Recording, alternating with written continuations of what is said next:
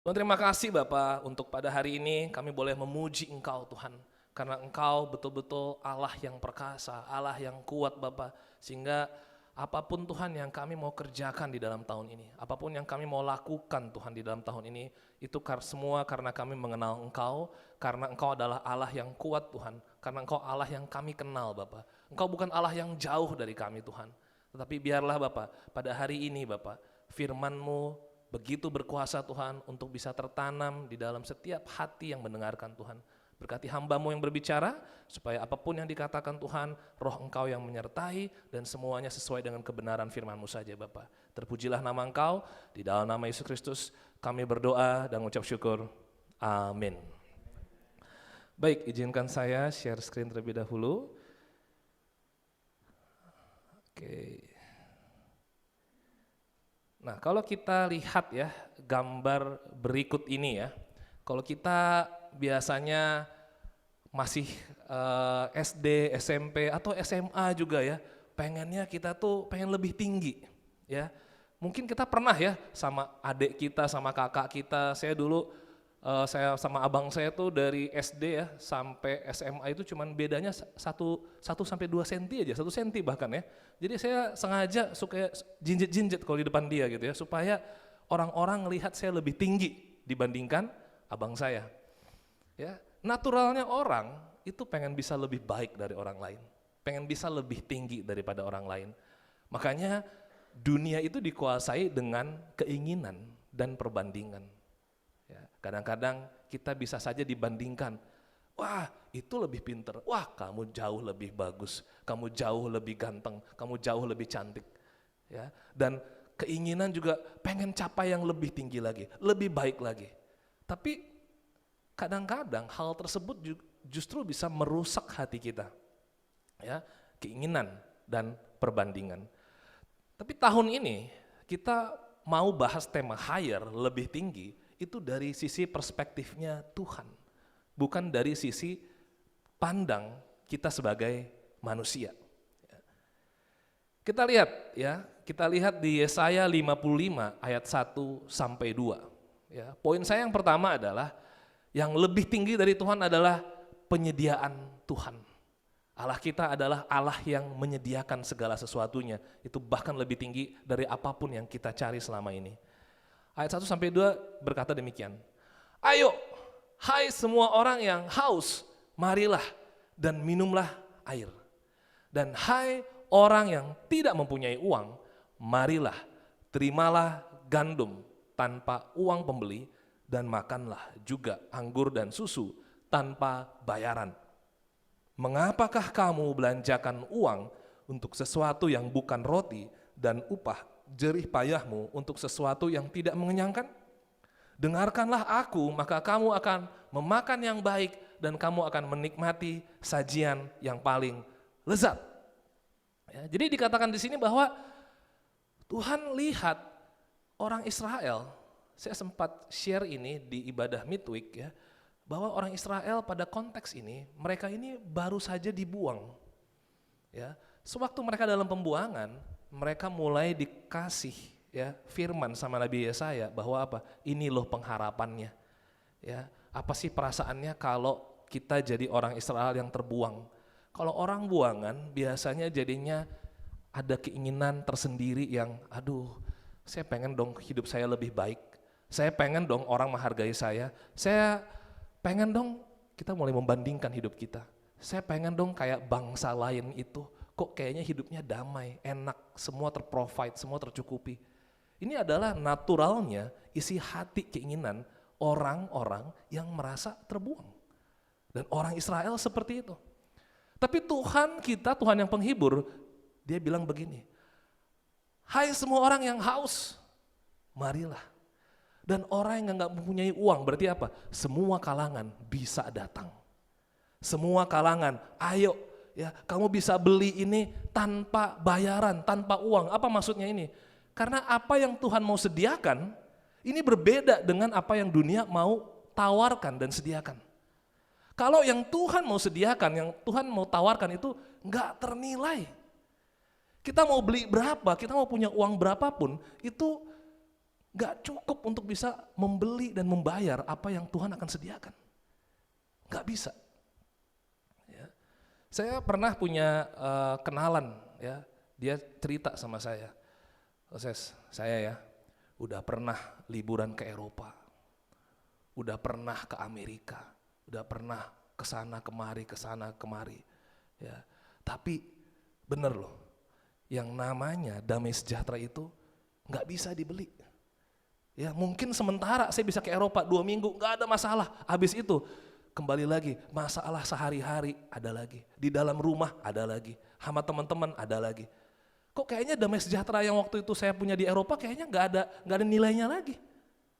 Ya, kenapa? Karena memang Tuhan mendesain hal-hal yang ternilai itu hanya Tuhan yang bisa sediakan, nggak bisa dibeli. Ya. Nah, kalau kita lihat ya, wah ini anak-anak remaja ya, kita bapak-bapak mungkin tahu nih ya, sudah lama kita nggak main futsal sama-sama. Ya.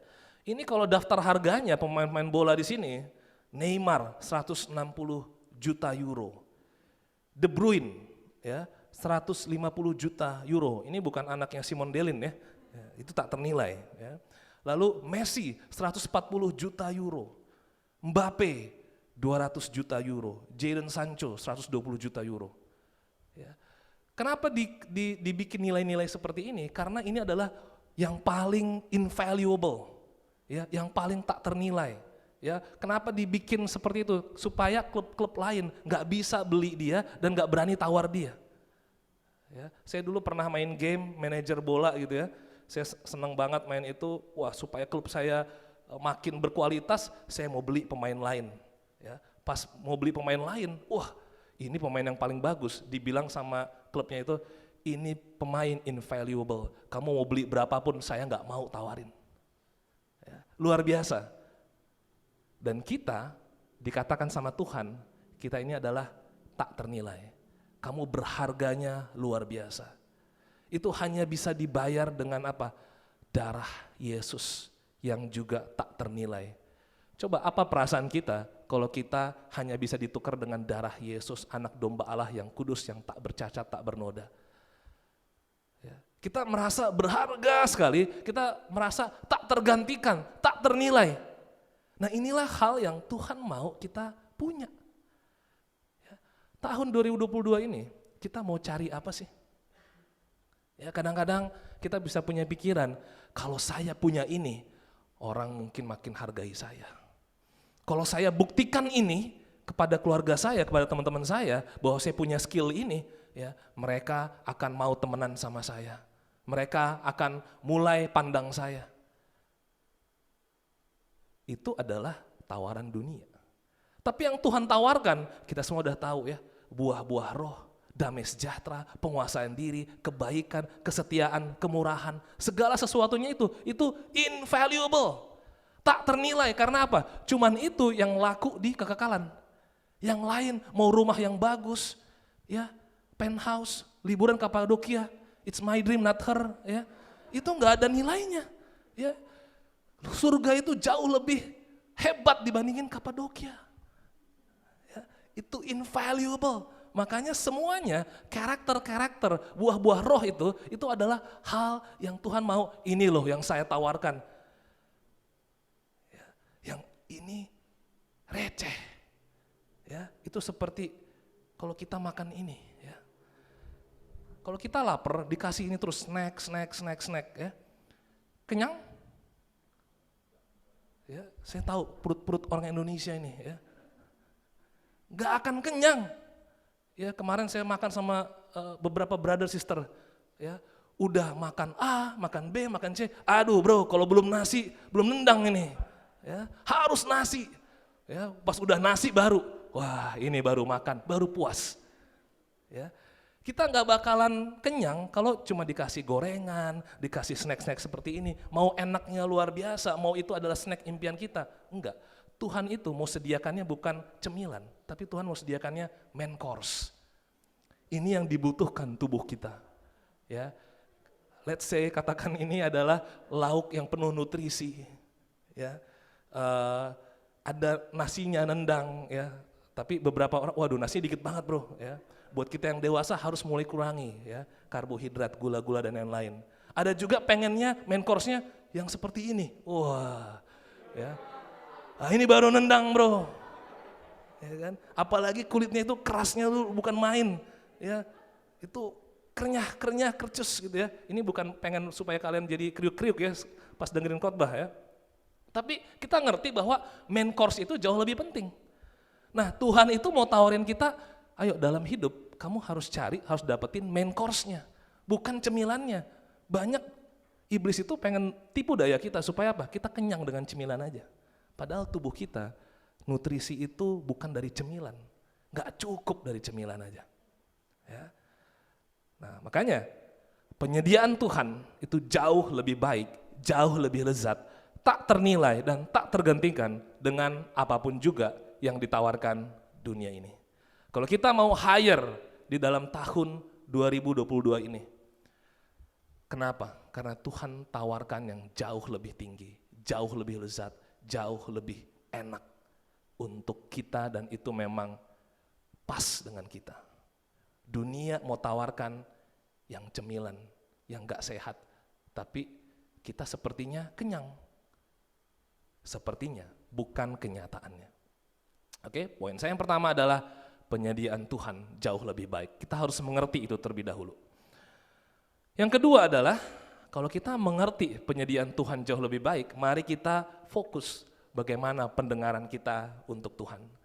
Yesaya 55 ayat 3. Sendengkanlah telingamu dan datanglah kepadaku. Dengarkanlah, maka kamu akan hidup. Aku hendak mengikat perjanjian abadi dengan kamu, menurut kasih setia yang teguh yang kujanjikan kepada Daud. Ya, jadi di sini ada perkataan Tuhan, sendengkanlah telingamu. Ya, setelah tadi Tuhan bicara tentang penyediaan Tuhan tak ternilai, ini yang harusnya kamu kejar, ini yang saya tawarkan. Syaratnya apa? Sendengkan telingamu. Ini beda dengan cuman hanya dengarkan aja. Kalau dengarkan kita pasang telinga kita seperti ini. Tapi kalau sendengkan, saya mau mencondongkan ke arah sumber suara. Jadi ada effort tambahan. Ya, tidak hanya mendengar tapi ada actionnya. Bahwa apa? Saya mau arahkan telinga saya kepada sumber suara itu. Saya pengen mengerti apa maksudnya itu. Itu orang yang menyendengkan telinganya. Kenapa? Karena fokus kepada sumber suara itu. Dan dibilang sama Tuhan apa? Telingamu sendengkan dan datanglah kepada siapa? Kepada Tuhan. Apa yang senantiasa sehari-hari kita lebih dengerin. Ya. Itu yang akan membuat kita hidup. Ya. Makanya dia bilang di sini, aku hendak mengikat perjanjian abadi dengan kamu menurut kasih setia yang teguh yang kujanjikan kepada Daud. Apa sih yang terjadi dengan Daud? Kita tahu, ya. Di sini ada gambar, ya, Mazmur 51 ayat 10. Create in me a pure heart, oh God. Itu adalah perkataan Daud, ya. Tolong Tuhan, ya, bikin hati saya itu murni, bikin hati saya itu tahir Tuhan. Bersihkan hati saya Tuhan. Kenapa? Karena Daud ini pengen love Tuhan dengan murni. Dia nggak pengen love Tuhan supaya apa? Supaya masa depan saya bagus Tuhan. Enggak. Tuhan, saya pengen punya hubungan sama Engkau supaya saya dapat pasangan hidup Tuhan. Enggak. Supaya saya bisa dapat banyak teman-teman Tuhan. Supaya saya bisa apa yang saya mau kabulkan, capaikan Tuhan. Please Tuhan. Enggak. Dia mau create in me God a pure heart. Ya. Nah, Mazmur 51 itu dikatakan pada saat apa? Pada saat dia habis jatuh dosa. Jatuh dosanya apa? Jatuh dosanya bercabul, habis bercabul bunuh suami yang dia bercabul. Kalau dipikir-pikir ya, ini kejahatan tingkatnya luar biasa. Ya. Kalau dilihat dari sisi manusia, kalau dibilang jahat, jahat banget. Udah cabulin, bunuh lagi suaminya. Ini kalau kita dengar kayak gitu ya, manusiawi kita tuh bisa benci banget. Ini orang harus dihukum mati. Ini orang harus jerak. Ya. Tapi Daud sendirilah, karena dia punya modal keintiman sama Tuhan, yang dia sejak muda dia bangun keintiman itu. Dia bangun keintiman itu dengan pure heart. Waktu dia jatuh, dia mengerti, dia dengar apa? Kasih setia Tuhan. Pengampunan Tuhan, kesempatan untuk bertobat, itulah yang senantiasa Daud dengarkan. Tapi seandainya ya Bapak Ibu Saudari, kalau kita nggak ngerti, kita nggak pernah dengerin pengampunan Tuhan, kita nggak pernah dengerin tentang kesempatan bertobat dari Tuhan, kita akan senantiasa ditipu iblis, kita guilty terus.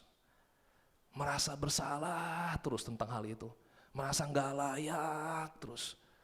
Kenapa? Karena mungkin kita dengerin hal-hal yang lain yang bukan dari firman Tuhan. Makanya perhatikan, sendengkan telinga kita tuh kemana? Orang bisa banyak berkomentar, orang bisa banyak kasih nasihat, tapi kita sendengkannya yang mana? Yang dari firman atau yang dari pendapat-pendapat manusia yang juga punya kelemahan? Ya, saya kemarin ada fellowship ya, kita lagi ngomongin tentang ular, ya kan? Nah pas ngomongin tentang ular, ya itu adalah saudari kita Sari ya waktu itu ya, dia ngomongin ular gitu kan, dia ngomongin suami saya ya, wah itu seneng banget ular, ya ini, terus kita tuh jadi berimajinasi, ya ampun ularnya kayak gimana ya, itu agresifnya kayak gimana ya ularnya gitu ya. Nah kan itu kan saya tahu ya, kalau saya waktu kecil tuh geli banget sama ular gitu, jadi udah ada punya perasaan tersendiri sama ular gitu ya. Nah tapi waktu ditambahin lagi pendengaran akan hal itu, waktu malam-malam pulang nyampe rumah gitu kan, tiba-tiba saya mau mandi gitu ya, mau mandi kan lewat halaman itu kan, ada suara, jangan-jangan ular. Selama 2 tahun tinggal di rumah itu nggak pernah ada pikiran tentang ular. Tiba-tiba gara-gara fellowship tentang hal itu, ya jadinya tiba-tiba jangan-jangan ular, bener nggak ya? Ya, pokoknya kenapa? Karena otak kita ini bisa berubah gara-gara apa yang kita dengar itu menyentuh emosi kita. Mau emosinya positif banget, mau emosinya negatif banget, itu jadi sinyal untuk mengubah cara pikir kita. Tiba-tiba kita jadi takut, tiba-tiba kita jadi, bisa jadi excitement yang luar biasa, tiba-tiba kita jadi seneng banget. Kenapa? Karena yang kita dengarkan itu menyentuh sampai emosi kita. Dan itu kirim ke sinyal ke otak, supaya apa? Jadi ada perubahan. Kalau itu terus menerus, berubah cara pikir kita. Nah makanya penting banget untuk kita perhatikan mana yang kita dengar. Prinsip apa? Dari siapa itu? Dari Tuhan kah? Kalau kita sering dengar hal yang negatif, memang otak kita jadi negatif. Cara pikir kita jadi negatif. Kalau kita sering dengar hal-hal yang bagus dari Tuhan, hal-hal yang kesempatan bertobat dari Tuhan, kita tuh jadi ngelihat masalah ya, jadi ngelihat, wow ini kesempatan lagi dari Tuhan untuk bertobat. Amin Tuhan. Nah, mana yang sering kita pikirin waktu lagi mau tidur, kenapa ya begini? Ini happy banget ya seperti itu. Itu sumbernya dari siapa? Ya. Nah, ini penting Bapak Ibu Saudari ya. Keintiman kita itu tergantung dari apa yang kita sering dengar. Kalau kita mau bangun hubungan sama Tuhan, tapi yang sering kita dengar adalah hal yang negatif, ya lalu tentang isu A, isu B, isu C, terus kita bahas, kita gosok makin sip lah otak kita jadinya. Ya, sehingga kita jadinya berkembang pemikiran-pemikiran yang demikian. Tapi Daud, dia punya keintiman sama Tuhan, bahkan dia banyak musuh. Ya. Musuhnya itu siapa? Saul. Ya. Sebenarnya Saul cuma 1 orang, tapi karena Saul punya prajurit banyak, jadi musuhnya banyak. Ya. Tapi lihat Mazmur Daud, Tuhan, ya, aku berteriak Tuhan kepada Engkau Tuhan. Kenapa? Karena dia memang bangun keintiman itu dari sejak muda sampai dia tua itu konsisten. Keintiman gak akan hanya berlangsung dalam seminggu 2 minggu. Kita harus bangun mulai terus konsisten. Tahun 2022 ini, mari kita punya higher intimacy sama Tuhan. Kita punya personal time with God secara kualitas, secara kuantitas itu juga berharga di dalam Tuhan. Ya, kalaupun kita ada kelemahan, ada kesalahan, mari kita dengarkan tentang pengampunan dari Tuhan. Mari kita selidiki firman Tuhan tentang kasih karunia. Kenapa? Karena rasa bersalah kita ini dikembangkan terus sama iblis. Ya, kita nggak bakalan hidup dari Tuhan dan hidup kita hanya karena mendengar. Ya, Lalu berikutnya ayat 6. Carilah Tuhan selama ia berkenan ditemui. Berserulah kepadanya selama ia dekat. Baiklah orang fasik meninggalkan jalannya dan orang jahat meninggalkan rancangannya. Ya. Nah, carilah Tuhan selama ia berkenan ditemui. Subpoint saya di sini adalah tingkatkan kepekaan kita. Kapan sih Tuhan berkenan ditemui? Coba pikirin, ya, kapan Tuhan berkenan ditemui oleh kita? Ya, sebenarnya gini, kalau di dalam hari-hari kita, ya, di dalam setiap hal yang apapun yang kita hadapi, tiba-tiba kita kepikiran, aduh, kenapa ya, kok bisa terjadi kayak gini? Tuhan, tolong dong. Berarti kita ingat siapa? Ingat Tuhan. Nah, di situ Tuhan pengen kita makin cari Dia lagi. Kenapa? Karena Roh Kudus, ya, Roh Tuhan berarti menyempatkan kita, ayo loh, syukur-syukur kita masih ingat Tuhan. Ya, coba makin cari lagi. Coba makin dekati lagi. Coba makin pelajari lagi tentang Tuhan. Ya, jangan sampai hati kita nggak ada peka-pekanya sama sekali dengan Tuhan. Ya, apapun pagi, siang, malam ataupun semuanya bukan tentang Tuhan lagi. Oke? Nah, 2 Korintus 10 ayat 5 dikatakan demikian. Kami mematahkan setiap siasat orang dan merubuhkan setiap kubu yang dibangun oleh keangkuhan manusia untuk menentang pengenalan akan Allah. Kami menawan segala pikiran dan menaklukkannya kepada Kristus. Oke? Dari sini saya dapat antitesisnya seperti ini. Kalau misalnya pengen hidup kita ya sama sekali jauh dari Tuhan, gampang. Sama sekali nggak ingat Tuhan, gampang. Tingkatkan ego kita. Pokoknya berhubungan dengan siapapun, ya berteman dengan siapapun, dalam keluarga atau apa, yang penting ego kita. Yang penting kita dapetin apa yang kita mau. Tumbuhin itu egonya. Ya, lalu apa lagi? Kalau ada gengsi, jaga tuh gengsinya. Itu pelihara gengsinya tuh. Pasti nanti lama-lama kita jauh dari Tuhan kok. Mau minta maaf nggak berani, jaga itu, ya, tetap aja gengsi. Ya. Jadi kita tetap sombong. Lalu apa? Ada pikiran negatif, jaga itu pikiran negatifnya. Lama-lama kita pasti jauh dari Tuhan. Itu antitesisnya. Makanya Tuhan bilang, patahin egonya. Kenapa? Kalau ego kita jaga terus kita tahu, iya emang saya orangnya kayak begini dari dulu. Kalau hal yang kayak gini, saya nggak mau digituin orang. Lihat, perkataan seperti itu sudah ada egonya. Nah, ego hal itu, yuk kita patahkan. Ya, kita jangan sampai dia terus jalan itu, udah patahin. Ya, kalau istilahnya itu ada selang air gitu ya, udah potong selang itu supaya apa? Nggak ngalir terus. Kenapa? Karena ini membuat kita lama-lama kita jauh dari Tuhan. Lama-lama kita nggak peka lagi sama Tuhan. Kita hanya peka sama apa yang kita mau capai, apa yang kita inginkan. Ya, mau kayak gimana pun apa yang terjadi, ya kita jadinya nggak peka sama Tuhan. Rubuhkan kesombongan. Ya, dari hal gengsi kita tuh coba pikir ya, apa sih yang paling kita gengsi? Apa sih yang paling kita pengen pertahankan kesombongan kita? Jangan sampai ada orang yang menyebut saya seperti ini. Jangan sampai ada orang yang memperlakukan saya seperti ini. Ya. Nah, kita mesti sense kesombongan kita. Kenapa? Karena Tuhan bilang, itu harus dirobohkan. Ya. Dengan merobohkan dengan apa? Bicarakan dengan rendah hati. Ya. Lalu kalahkan pikiran. Ya, ini ada gambar sekali lagi tentang otak. Semuanya bergantung pada mindset kita, cara kita berpikir. Kalau ada pikiran yang gak benar dari firman Tuhan, ambil waktu, baca firman Tuhan, lalu kalahkan pikiran itu. Kalaupun ngobrol sama brother sisters atau apa, fokuskan supaya pikiran itu bisa kita kalahkan. Tolong bantu saya, bro, sis, kak, pak, bu, ya, supaya ada firman Tuhan yang bisa kalahkan pikiran saya.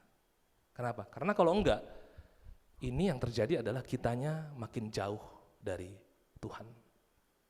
Ya. Saya masih ingat ya, Kalau tadi Nadus sama Kitara share tentang bagaimana Kitara juga bisa punya ego gitu ya. Nah kalau misalnya ada teman-teman, wah ini gimana nih ya, mungkin teman-teman bisa melakukan hal-hal yang lain.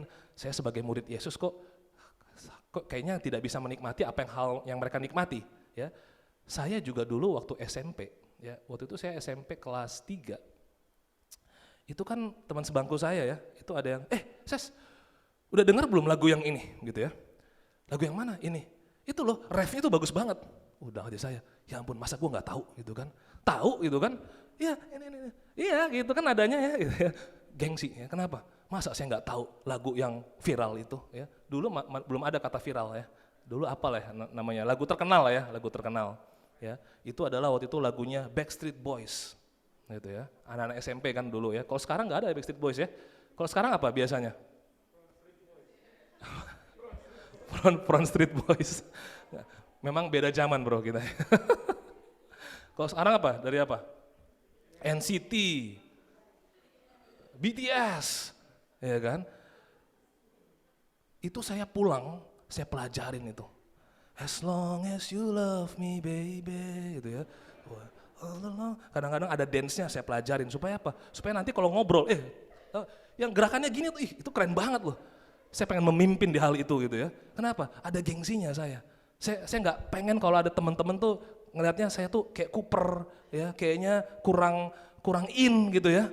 Ya, terus orang-orang mulai bicara otomotif, aduh otomotif nggak ngerti lagi, mereka ngomongin piston atau apa gitu, udah punya motor, saya nggak punya gitu ya. Tiba-tiba saya coba lagi beli majalah otomotif, itu apa itu, kok ada apanya itu ya, remnya kayak begini atau apa, aduh pusing saya. Akhirnya apa? Karena gengsi, jauhin komunitas itu. Kenapa? Ntar kelihatan nggak hebat kita, nggak pinter. Ya, lihat ya, dari remaja udah ada ego, udah ada gengsi, tapi kan nggak pernah ada yang bahas tentang ego dan gengsinya kita. Ya, nah inilah yang saya bersyukur bahwa apa? Ada dikasih Tuhan kesempatan untuk saya bisa patahin ego, untuk rubuhkan kesombongan dan kalahkan pemikiran. Lewat apa? Lewat firman Tuhan. Ada orang-orang yang mengenalkan firman Tuhan. Tapi kita juga yang dewasa, belum tentu ada kesombongan yang sudah bisa kita rubuhkan. Belum tentu ada ego yang udah bisa kita patahkan. Belum tentu ada pikiran yang udah bisa kita kalahkan. Ini prosesnya masih terus berlanjut.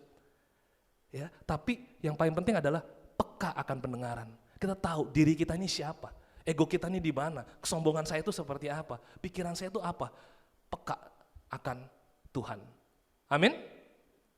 Ya, jadi pendengaran akan Tuhan itu adalah hal yang urgent. Bro, kapan mau berubahnya? Sekarang, kenapa? Urgent. Mungkin berubahnya nggak langsung hari ini, tetapi rencananya harus dimulai. Kenapa? Karena karakter itu kan sesuatu yang perlu dibangun prosesnya. Tetapi imannya kita sudah mulai urgent. Wah, saya butuh itu. Kok saya bisa sombong? Bro sis, apa yang saya butuhkan? Bro sis, apa yang saya butuhkan untuk saya bisa punya penguasaan diri? Ini urgent. Kenapa? Karena saya mau hire bersama Tuhan. Ya, it's now, not later. Poin terakhir, ya. Pada akhirnya kita akan dibuat berhasil karena firman. Yesaya 55 ayat 8 sampai 11. Sebab rancanganku bukanlah rancanganmu dan jalanmu bukanlah jalanku. Demikianlah firman Tuhan. Seperti tingginya langit dari bumi, demikianlah tingginya jalanku dari jalanmu dan rancanganku dari rancanganmu. Sebab seperti hujan dan salju turun dari langit dan tidak kembali ke situ, melainkan mengairi bumi, membuatnya subur dan menumbuhkan tumbuh-tumbuhan, memberikan benih kepada penabur dan roti kepada orang yang mau makan. Demikianlah firmanku yang keluar dari mulutku. Ia tidak akan kembali kepadaku dengan sia-sia, tetapi ia akan melaksanakan apa yang ku kehendaki dan akan berhasil dalam apa yang kusuruhkan kepadanya. Amin. Ya, ini adalah ayat tema kita tahun ini. Rancangan Tuhan itu bukan rancangannya kita. Jalannya Tuhan bukan jalannya kita. Ya, gimana bro perbedaannya? Ini seperti tingginya langit dari bumi. Jauh banget nggak? Jauh banget. Beda. Pemikiran Yesus sama pemikiran kita itu beda jauh, Bapak Ibu Saudari. Ya. Tapi baiknya Tuhan, apa yang beda banget itu? Mulai Tuhan kasih perumpamaan. Seperti hujan dan salju yang turun dari langit yang tinggi itu. Itu turun ya. Dan gak mungkin kembali lagi ke langit. Maksudnya apa? Kita nggak pernah lihat hujan tuh arahnya tuh dari bawah ke atas lagi gitu ya, nggak akan pernah. Salju juga ya, tiba-tiba terbang saljunya ke atas lagi, nggak mungkin. Ya. Hujan dan salju itu akan mengairi bumi, itu akan berfungsi firman itu. Apa yang kita dengar tentang firman Tuhan, itu tidak ada yang tidak berfungsi. Itu akan berfungsi, itu akan membuatnya subur hati kita, pemikiran kita jadi subur, terus mulai ada tumbuh pemikiran yang baru, habit yang baru mulai tumbuh. Dan habis itu akan memberikan benih kepada penabur, mulai jadi berkat buat orang lain. Ya. Dan roti kepada orang yang mau makan, variasi sekali berkatnya. Ada juga kita bisa jadi mungkin dampak buat orang lain. Tapi itu semua dari siapa? Dari firman yang mungkin beda jauh dari pemikiran kita. Yang kita senantiasa kalau kita baca firman, apa sih ini? Gak ngerti. Kenapa? Mungkin jauh sekali dari kita. Tapi bisa gak dimengerti? Bisa. Karena apa? Kita ada satu sama lain dan ada Roh Kudus yang akan membantu kita. Ayo sabar, ayo coba lagi, ayo tanya, ayo dalamin firman Tuhan. Ya. Dan apapun itu, gak ada yang sia-sia dari firman Tuhan itu. Ini yang semakin saya excited untuk baca firman. Kenapa? Karena saya pegang iman ini. Apa yang saya baca ini gak akan ada yang sia-sia. Mungkin pada saat saya baca, itu kayak, ini apa sih pengertiannya? Tapi bulan-bulan ke depannya mungkin saya baca buku yang lain. Ada relasinya, hubungannya dengan buku Yesaya yang pernah saya baca 3 bulan yang lalu. Tiba-tiba saya dapat pengertiannya. Tiba-tiba saya fellowship dengan brother sisters lain, dapat pengertiannya. Dan itu saya buka lagi, ternyata apa yang dibaca saat itu, sekarang saya udah mengerti 3 bulan kemudian, 4 bulan kemudian, ternyata saya bisa lakukan. Lihat ya, firman itu gak ada yang sia-sia, kembali lagi ke atas tuh gak ada. Semuanya itu akan subur di tanah kita. Dan ini yang paling hebat, dan akan berhasil dalam apa yang kusuruhkan kepadanya. Hubungan kita akan berhasil. Mau bersahabat dengan firman Tuhan, berhasil. Mau apa lagi? Mau punya karakter yang punya iman yang kuat banget, gak tergoncangkan, berhasil iman kita nanti. Mau punya apa lagi? Saya pengen bisa berbuah, berdampak buat orang lain, pasti berhasil. Kenapa? Karena ini powernya dari atas yang jauh itu, tapi Tuhan mau sempatkan supaya kita ini dapatkan itu. Apalagi pengen punya kedewasaan, bisa berhasil. Apalagi pengen punya kesabaran, pengen punya hikmat dalam berkata-kata, bisa berhasil. Kenapa? Karena memang firman itu desainnya membuat kita berhasil. Nah makanya jangan sampai kita membandingkan dengan orang lain yang tidak mengerti firman. Karena berhasilnya orang lain, lebih tingginya orang lain, itu belum tentu karena mereka mengenal firman Tuhan. Hire yang dari dunia sama yang dari Tuhan, yang dari dunia tidak akan sampai kekekalan. Tetapi yang dari Tuhan itu sampai kekekalan dan akan selama-lamanya. Mana yang kita pilih? Hire dari dunia atau hire yang dari Tuhan? Amin. Ya, 3 poin hari ini adalah kalau kita ingin jadi orang ya yang benar-benar hire di tahun 2022 ini, mari kita mengerti penyediaan Tuhan yang tak ternilai. Yang kedua, mari kita tingkatkan pendengaran akan firman Tuhan. Dan yang ketiga, mari kita mempercayai bahwa firman membuat kita berhasil. Amin. Ya, mari kita bersatu di dalam doa. Tuhan Allah Bapa kami, Tuhan, kami memuji Engkau karena Engkau adalah Allah yang benar-benar mengerti Tuhan hati kami, Bapa. Seperti orang Israel, Tuhan, yang di dalam pembuangan dan mereka jadi lost, Tuhan, harapan mereka, Bapa. Mereka jadi membanding-bandingkan dengan bangsa lain, Tuhan. Mereka jadi banyak desire, banyak keinginan yang mereka pengen lebih tinggi nasib mereka dari buangan itu, Tuhan.